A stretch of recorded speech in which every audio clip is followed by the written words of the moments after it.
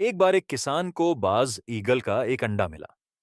उसे समझ नहीं आया कि इसका क्या करे, इसलिए उसने उसे बड़े ही प्यार से अपने आंगन में मुर्गियों के घोंसले में रख दिया। कुछ समय बाद वह अंडा फूटा और एक नन्हा बाज बाहर आया।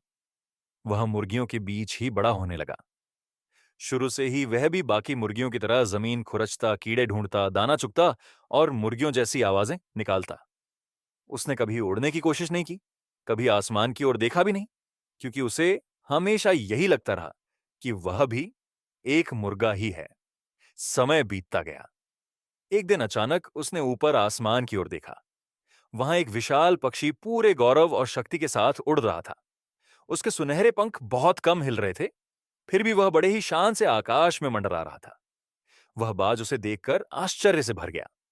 उसने पास खड़ी एक मुर्गी से पूछा, "वह कौन है?"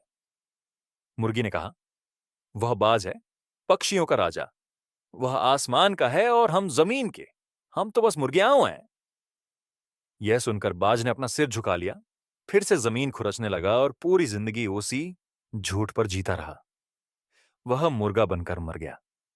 इसलिए नहीं कि वह मुर्गा था, बल्कि इसीलिए कि किसी ने उसे कभी यह नहीं बताया कि वह बाज है।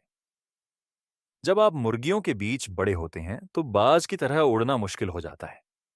इसीलिए सावधान रहें कि आप किसकी बात सुनते हैं, क्योंकि जिन लोगों के साथ आप रहते हैं वही आपको वैसा बना देते हैं। अपना संगति चक्र समझदारी से चुनिए।